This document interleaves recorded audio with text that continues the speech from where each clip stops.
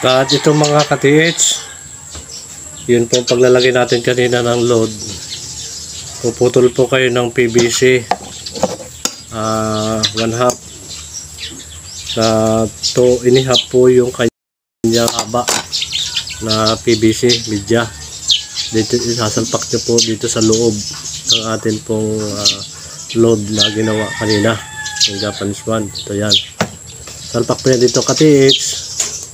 Ito media po ito, yung PVC pipe na ito, media ito na 2.5. Ito naman ka-TH, sasalpak mo siya din para hindi siya umalog ka-TH.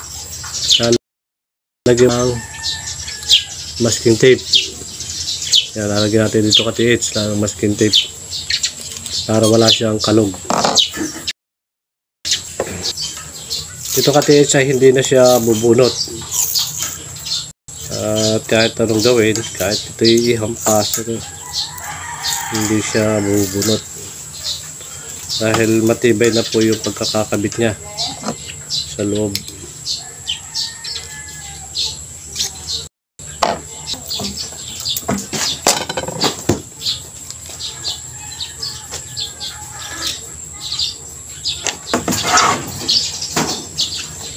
At dito ka-TH, ito pinakandulo, lagyan nyo siya ng parang spring.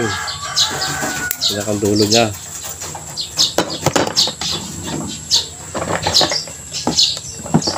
Kailangan nyo po ng isang maliit na paggawa po ng spring. Tapos yan, hilahin nyo lang ito ka-TH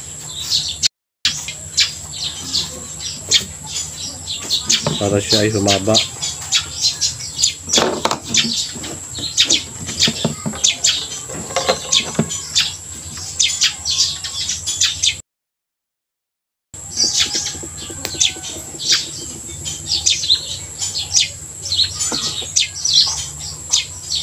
Kaya ka-TH yan. At lalagyan din dito sa puno.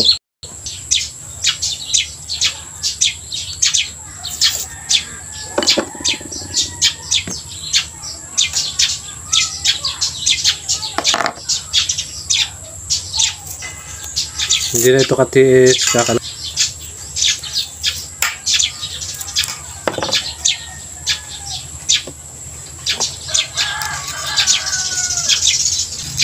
ka-TH.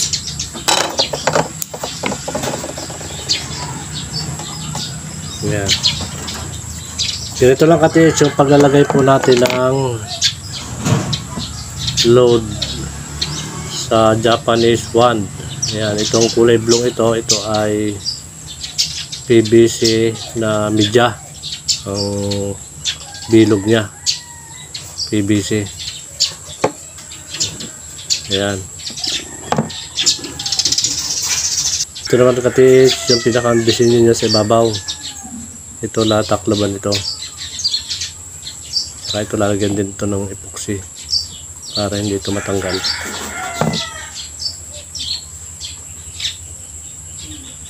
Dagdagan ko lang ito ng glue para hindi siya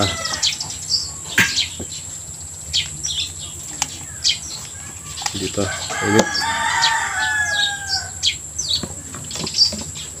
Sigapin nyo lang mga ka-TH na malaman nyo kung paano gawin yung Japanese one para hindi na po kayo mag-order. Para yung Japanese one, napakahalaga po niya sa ilalim.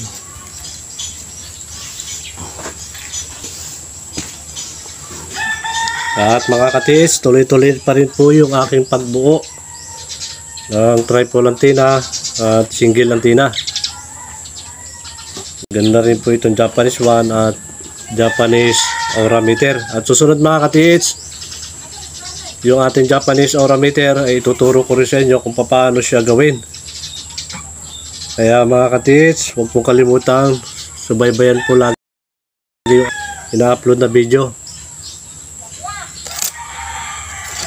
At mahalaga po ito para hindi na po kayo bumili ng Ito mga katits, itong ginagawa kong ito, basta masunod nyo lang po yung sinabi kong load, ay yan po ay seconds lang yung paggalaw po niya.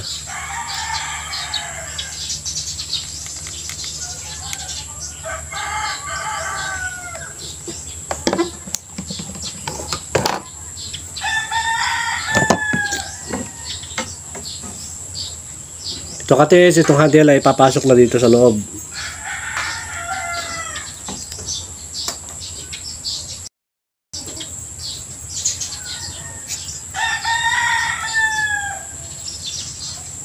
Yan.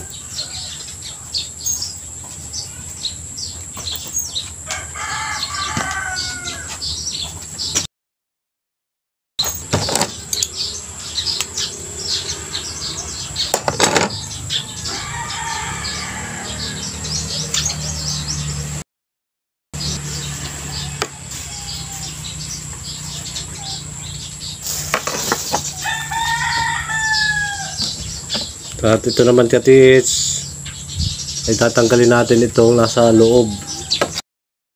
Pasok po yung ating PVC na media.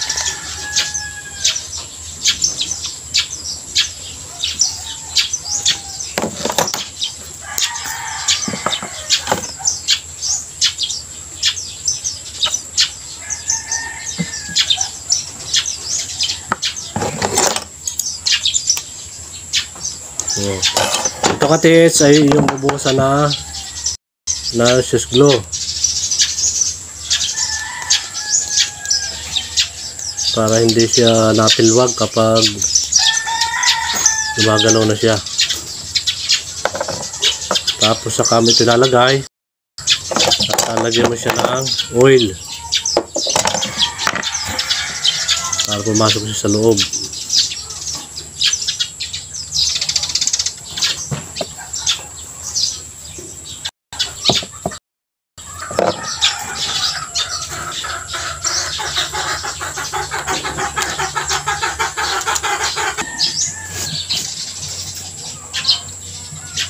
Ito na katits, hindi siya nakalog sa loob.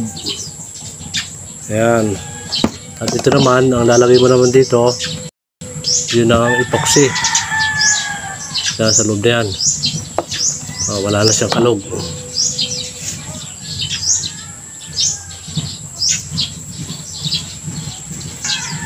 Ito katits.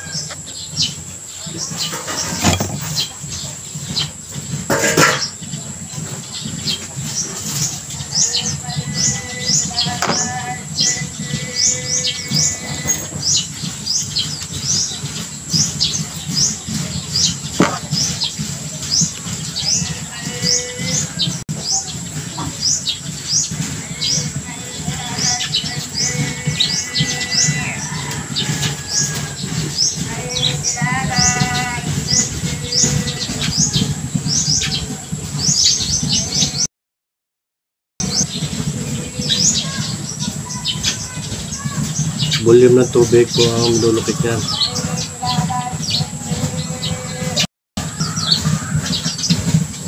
Lalong lalakas po yung mga katis kapag nalagyan po natin dito ng magnetic wire number 23. Bago ko lagyan niya katis, lalapis muna siya. Tapos babalutan natin siya ng swing tube.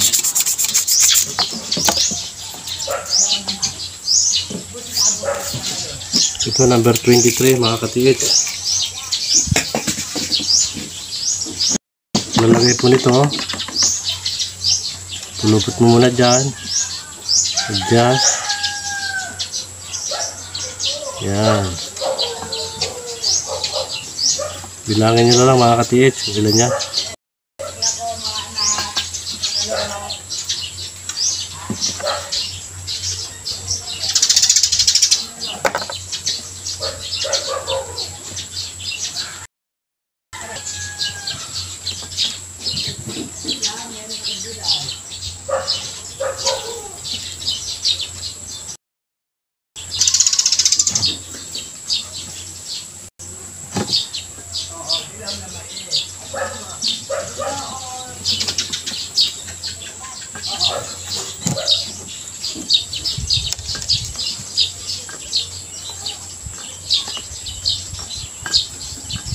Ito po katiits yung negative niya. Kaya nalagay natin sa ibabaw. Ang positive niya nasa loob.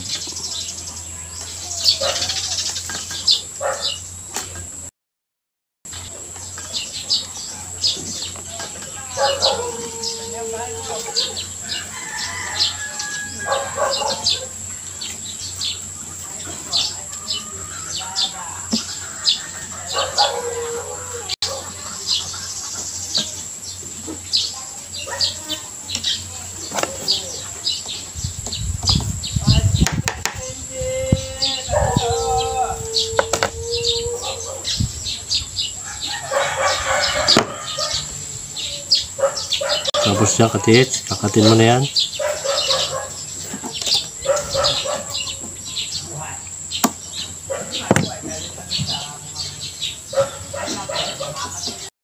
Lagyan mo na ng Swiss glue.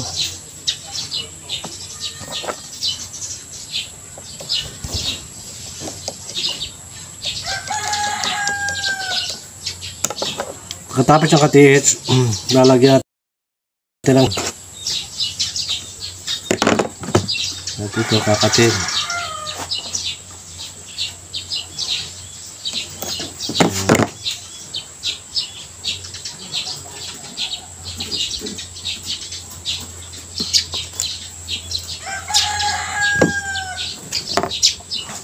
Yan katiits. Babalutan na lang syringe tube yan.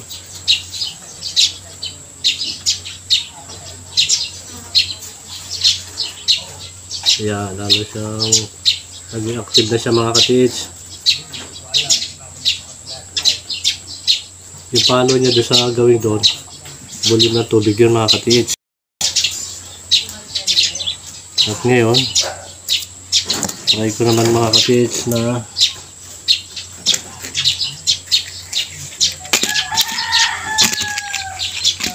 puspuro ang aking ibabala, yung may pulbura.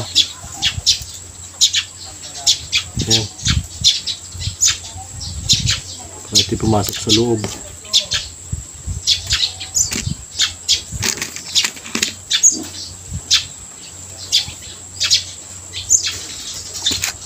So katiits, test try ko din eh. Andito po yung ating target. Ayan. Wala na yung pupo niya. Ayan.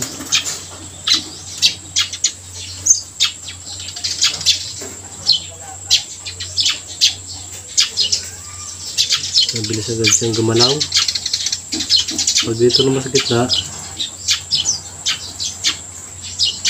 ayan, palakas siya ng palakas.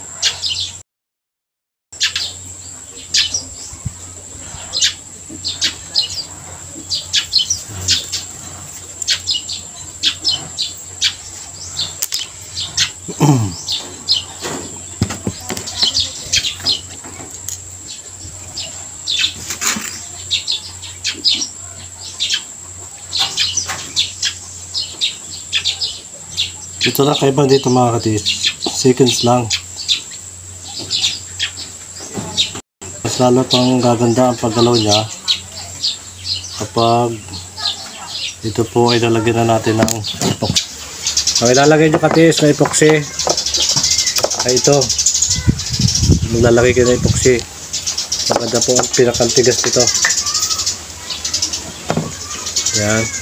At mga katiits, yung pong pagbuo ko ng single antenna, triple antenna, ay itong ganitong epoxy po ang aking ginagamit. Mas maganda yung tigas niya. Ayan. Ay siyang tumigas, solid naman pag nakatigas siya.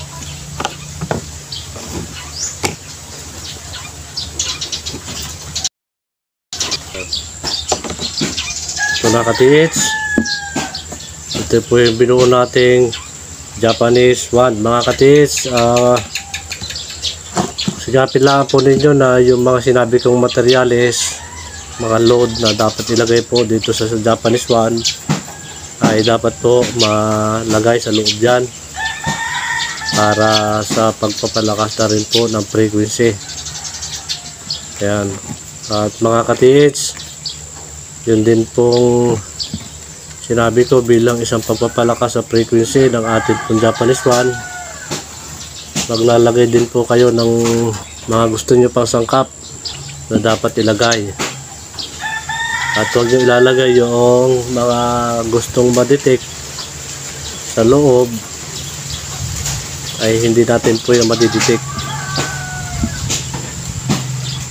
Ito po mga ka-TH ay nilagyan ko ng kompletong load sa loob. Pang patay detection po ng mga hapon nung sila ay nagbaon.